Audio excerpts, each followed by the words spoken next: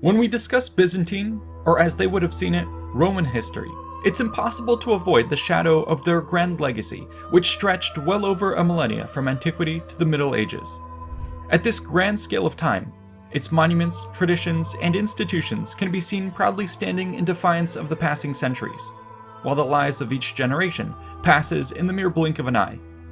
As a result, we often fail to slow the clock down enough to appreciate what it was actually like to inhabit this world on the timescale of a human life.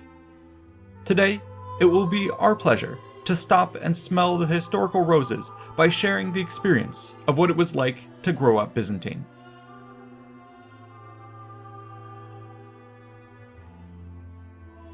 I absolutely love learning about new cultures and considering what it was like to grow up within different civilizations.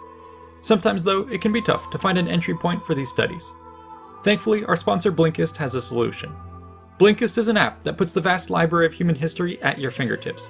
What's more, it takes thousands of non-fiction books and uses experts to distill them down to their most essential ideas for you to easily digest with text or audio in just 15 minutes. It's been a great tool for me to explore a wide range of topics from the 27 sections offered by Blinkist. As a great example, I was recently able to listen to Powers and Thrones by Dan Jones, which explores the ways in which migration, pandemics, climate change, religious reform, and all manner of upheavals shaped the medieval world. I followed that up with The Silk Roads by Peter Frankopan, which takes a particular focus on the influence trade has had across the East and West. I'm sure that when you try Blinkist, you'll also be able to explore many hidden gems of your own. Right now, Blinkist has a special offer just for our audience. Click the link in my description to start your 7-day free trial and get 25% off a premium membership. Enjoy! Before we begin, it will be important to discuss our sources. Historiography, especially in the ancient world, can be incomplete and usually quite biased. This is especially true when it comes to our investigation of the everyday lives of individuals. Classical Greek sources are well known for completely ignoring little details, and Greek writers typically only put something to paper if it was unusual or exciting in their minds, especially of the elite. The Byzantines inherited this infuriating trait. Therefore, a proper historical survey of what it was like to grow up will have to pull from a variety of tangentially related sources. For instance, the majority of ancient works mentioning children and adolescents during the Byzantine period come to us through religious, legal, and medical works. Primarily, these include the records of the saints' lives, lawsuits, medical records, and the odd collection of letters or professional histories. If we were to perform a similar investigation in the modern day, that would mean that all of our conclusions about the life of a child would come from places like the State Department, court records, church registries, and the occasional letter. Naturally, this presents a very narrow view of the world. Please keep this in mind as we do our best to piece together what it was like to grow up Byzantine. We will begin with the environment into which each generation was born. Generally speaking, the Byzantine land spread out from Constantinople to encompass Thrace, the Greek peninsula, Anatolia, and at varying times the lands beyond. Each local area would have had its own story to tell, but for the sake of this video, we can generalize these in the form of a typical rural and urban community. The more rural regions would have largely been made up of simple homes made from mud brick, wood, or stone. Often, these were co-located with a farm and may have been clustered into villages. Some dwellings were two-storied, with animals occupying the ground level, while even more wealthy estates had large courtyards and additional facilities. Few enjoyed running water or interior bathrooms. The typical Byzantine family, or oikoyenia, typically consisted of parents and 2 to 3 children. However, families of the countryside tended to be larger than their urban counterparts, as many hands were needed to contribute to the work being done. Thus, dwellings might see multiple generations, relatives, and even friends living together, with slaves also being found on estates to work the lands or help around the home. Far from the cities, these common folk largely spoke Greek and carried on traditions which had remained largely unperturbed for centuries. By contrast, the urban regions, and in particular Constantinople, could be seen speaking more Latin, in addition to a variety of other languages brought in by merchants, mercenaries, and immigrants. Here, poorer residents were crowded into large apartments, similar to the Roman insulae, or into simple dwellings. Around the outskirts of town, there was little urban planning, and most areas developed organically, in an eclectic, ramshackle manner. Again, homes might be built of mud, wood, or stone, but more often than not, used rubble, which was scavenged from the urban environment. Archaeology reveals that residents would often seek to hide this fact by plastering over their exterior walls. They would then cut new lines to give the impression of regular construction, or might apply colorful paint jobs to give the whole building a more appealing look. The truly wealthy families, or dynasty, need not bother with this. Their homes were often built of the best materials located on the best land. In terms of layout, such dwellings were large, multi-storied buildings with the first floor acting as a public space and the second floor being reserved for private use. Women might even have their own quarters, the ginai konetis, to conduct their activities without intervention from the men. In addition, these mansions also boasted inner courtyards, bathrooms, gardens, fountains, and sometimes even a small chapel. Floors were covered in marble, while walls were decorated with paint and mosaics. Occupying these dwellings would be your typical members of the Ikoyenia. The more wealthy the noble, the more people lived in his home. At the top of this domestic hierarchy was the Ikodespotos, which can be translated as housemaster or clanmaster, as both the house and the clan were often one and the same. In Byzantine society, one's inferiors were supposed to act like it, even if a servant was a free man. It was his place to carry out his master's will as if he was a slave. Speaking of slaves, there were often many of these in wealthy homes, and could even outnumber the number of free occupants. One record, for instance, mentions how a senator had over 30 of them just to maintain his palace. Now that we've established the family setting, let's make ready to greet its newest member. While this could certainly be a joyous event, birth in the past was a dangerous affair for both mother and child. Infant mortality rates were quite high, and children ran through a frightening gauntlet of death until the age of about 5, when chances of survival increased. Given such dangers, parents in this world before modern medicine took all kinds of steps to protect themselves. Turning to religion was a particularly popular tactic. For instance, we have records that people would often seek the help of holy men and artifacts. Even the dirt from a saint's doorstep could be used in the fight against evil. A much more practical means of preparing for birth would have been to turn to experts. This might come in the form of an experienced relative or midwife. Such births most likely occurred at home, in a specially prepared area of a room. Unfortunately, we have few records of what traditions or rites accompanied the first days of an infant's life. We must therefore imagine the bestowing of gifts, the speaking of prayers, and all manner of other customs as seen across the world. An important step for Christian families would have been to take their child to the local church in order to be baptized, chrismated, and receive communion. In addition, there was probably some bureaucracy families had to deal with in order to register their child with the local government. These two steps would have been important milestones during which the child would be given its name. The use of the Roman tria nomina had long since faded, and it was now far more common to use a singular or binary nomenclature. First names could vary greatly. For example, they might be derived from your profession, a virtue, a celebrity, an animal, a color, and more.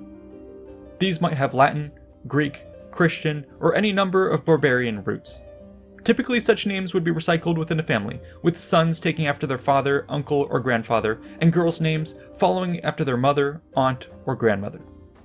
A last name was similarly quite varied and could have quite ancient roots. Such family names preserved one's heritage and were particularly important marks of distinction among the elite, who might belong to powerful clans such as the Komneni. Yet it should be noted that some individuals, particularly those in the lower classes, went without them. I'd also like to point out that family names often had male and female variants depending on the gender of the individual. For instance, Alexios Komnenos had a daughter by the name of Anna Komnena. As an interesting side note as well, there was a tradition in ancient texts of referring to notable figures as being the literal children of cities, with their parents merely serving as the conduit for their birth. Here are some relevant passages. Quote, Constantinople, the foremost city and queen of cities, brought him forth for her own through the agency of his truly God-fearing parents. And another, quote, This man, born in the reign of Anastasios, also called Artemios, during the patriarchate of the saintly Germanos, was the offspring and nursling of the queen of cities Constantinople, and the son of the pious John and Anna. At a very young age, children would have stayed close to their parents, slowly learning by observation and even beginning to participate in minor chores between bouts of sleeping, eating, and playing. Over the years, these would venture further afield and expand the scope of their activities. According to Byzantine sources, it seems that this phase of childhood lasted from 5 to 10 years of age. There was a noted difference between the experiences of boys and girls, between urban and rural, and between rich and poor. While we won't have time to cover all the differences, we can at least start to give you an idea of what this was like. It will be simplest to start off with the lower class children, who tended to have the least mobility and essentially followed in the footsteps of their parents. Young boys, for instance, began to take up the profession of their fathers. In rural areas, this might mean farming, herding, or pottery, while in urban areas this might mean smithing, carpentry, and trading. Some formal education may also have been provided, but for the poor, this was typically limited to the religious teachings of a local priest using scripture, in a similar fashion to modern Sunday school. Additional skills were likely to have been developed, which were martial in nature. Athletic competitions, games, hunting, and riding all proved useful training for a potential future in the military. Some may have even begun to appear in the thematic musters, participated in drill practice, or acted as pages. This was all of utmost importance, as there were very few places in the empire that were safe from attack. The coasts were threatened by pirates, the north by steppe raiders, and the east and west by expanding powers. Even the arid highlands of Anatolia weren't safe from raiders and invaders. Thus it was that the boys of the empire began to toughen themselves for the trials which awaited them. The experience of young, especially poor girls, was far more restrictive. Culturally speaking, women were viewed as fragile and in need of protection. The end result was that they lived more sheltered lives, typically within the domestic sphere. Here they honed important skills such as how to spin, weave, wash, cook, look after children, manage household property, and oversee slaves. Some religious education may have also been available, but again, its adoption was quite limited for the poor. Switching our focus to the rich, we see a notable increase in their levels of education for both boys and girls, especially for those located in the urban hubs of the empire. Most cities had a school run by the local bishop, while additional secular institutions and tutors were available for those who could afford it. Reading and writing were typically taught in Greek, with Latin being added as a secondary language, especially in Constantinople, where it was one of the official languages. Lessons were soon expanded to Christian theology and the 7 classical arts of antiquity: grammar, rhetoric, logic, arithmetic, geometry, harmonics, and astronomy. The next phase of growing up Byzantine would be one's teenage years, which were recognized as lasting from around 10 to 18 years of age. During this period, both boys and girls would begin to more seriously commit to their emerging adult roles. Once again, we should mention that for the poor, this often meant simply following in the footsteps of their parents. As such, boys could begin real work, aim for apprenticeships, and take part in the early stages of military service, while girls largely expanded the scope of their activities as homemakers. Well-off children had parents who could more seriously invest in their development. Often this meant sending them off on travels across the empire in pursuit of a proper education. For instance, one might be sent to live for a time with influential relatives in the big city who could begin to show them the ropes of the political, commercial, and military world.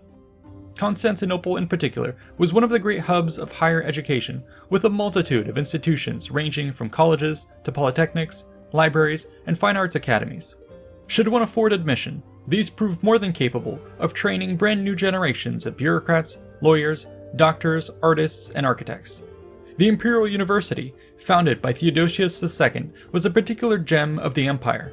Within its many departments, one could take classes on law, philosophy, medicine, arithmetic, geometry, astronomy, music, rhetoric, and other subjects. St. Michael Choniates writes a fascinating passage about what it was like for he and his young brother to experience such a journey to Constantinople. Quote, "I am now able to reflect on how much love we gained from that journey, residing far from our homeland and parents, not yet having made friends or even acquaintances, or finding any pleasant fellowship whatsoever. Bearing alone with one another, and the sufferings of living far from home, yet extremely content with sojourning abroad, far from our native land, because of the education we received in exchange for much sweat, and by practicing the rules and art of rhetoric, by which we were trained. I devoted myself to advanced studies under the direction of teachers, while he, reared by me like a baby bird, made progress according to the measure of his age, ever growing towards the more perfect, until soaring by way of general studies and rhetoric, he reached the more heavenly and divine sciences." Another life path which presented itself around this time was that of the church. Monastic communities were an important institution within the empire and often took in wayward children. Many parents would pledge their child to God if only they could have a child that would survive, and when that child came of age, typically around 8, they would then be given to a nearby monastery in order to fulfill the parents' promise of God saving their child. They weren't just giving their child away to strangers though. Often in cases like this, the family already had a relative within the church who could facilitate matters and keep an eye on their child. Sometimes girls would be given to the church if their parents could not afford a dowry or if the family didn't have the resources to care for the child. This is certainly a step up from the practice of exposure and slavery that the ancient Romans practiced, but it didn't mean that their children were going into easy lives. After all, the lives of children in monasteries were deliberately harsh in an attempt to weed out those who couldn't commit properly to the church. These kids could expect nothing more than early morning prayers, long overnight vigils, silent meals, poor food, and harsh teachers giving out harsh lessons. Less fortunate children, typically orphans, were also taken in by monasteries. Regardless of their origin or gender, at the age of 10, the children had to make a choice: take the vows and serve the church, or find another place in life. In Byzantine society, 10-year-olds were considered old enough to decide their fate and commit themselves to an entire life of service. Another important event of one's teenage years would be marriage. This typically occurred around the ages of 12 to 14, with girls usually being younger than the boys. Engagements could happen even earlier than this, as parents were heavily involved in the process. This might mean fully arranged marriages, or at the very least, pairings which were consented to. The social hierarchy, after all, was strict, and marrying down was a severe blow to the prestige of the family as a whole. This meant that the small-scale politics of marriages were quite tense. It was ultimately up to the father to decide a suitable match for their daughter and sons, and with the whole family's future riding on such a match, love could rarely be considered. On top of this, it should also be noted that in the Christianized Roman world, divorce was hard to come by, and remarriage was quite limited. Just making things work one way or the other was thus the best way forwards. The final stage of growing up Byzantine would be young adulthood, which ranged from around 18 to 25 years. During this time, boys and girls were finalizing their transition out of childhood. Unfortunately, there's little to be said of the women whom history writes little about. Common women get mentioned primarily as the wives which appeared alongside the bakers, butchers, tailors, pepper grinders, cloth sellers, and yogurt salesmen which filled the teeming streets of Constantinople. Those of more ill repute appear even more frequently as prostitutes with whom the religious authorities battled endlessly. However, based on accounts of the ancient historian Michael Psellos, we can glean that noblewomen were rarely found out and about. For instance, he writes with great astonishment when they emerged during the riots against Emperor Michael, saying, quote, "I myself saw many women, whom nobody till then had seen outside the women's quarters, appearing in public and shouting, and baring their breasts, and lamenting terribly at the empress's misfortunes. But the rest were born like Maenads, and they formed a great throng to oppose the offender." Speaking of riots, men of this age demographic were notorious for their mischief. They instigated violence, they overthrew emperors, they rebelled against the social order, and generally made a nuisance of themselves. In the tales of saints' lives, young men are often rash, pleasure-loving, and unreliable. These young men were typically seen in brothels, taverns, theaters, and hippodromes, enjoying themselves greatly. Our sources of course frown upon such frivolous behavior, with military service or the church being one of the few means to tame their wildness. Yet eventually, they would settle down with age. For young men, this was said to occur when they were finally able to grow a full beard. This was seen as a sign of maturity and a graduation from the rabble-rousing cadres of the young men to the calmer and cooler world of their elders. Typically, this would coincide with the completion of their education, at which point they would focus on their families. Caring for one's parents was one of the primary duties of adults in the Byzantine world. Family was everything, and breaking away from your family to carve your own path was a massive social taboo, because it often meant that you were abandoning your parents to a poor life in their old age, and that their livelihood, which had survived generations, would end. Thus, the early years of adulthood would involve individuals taking care of their parents, the family business, and now raising their own children. Soon, the next cycle of growing up Byzantine would repeat itself. I hope you've appreciated this exploration of daily life in the past. We've got several other growing up episodes released so far, and I'd love to hear which civilizations you think we should cover next. Definitely check out our Patreon, where you can download the art for this episode, participate in polls, and get teasers for new content. A big thanks to the patrons themselves for funding the channel, and to the researchers, writers, and artists for making this episode possible. Be sure to like and subscribe for more content, and check out these other related videos. See you in the next one.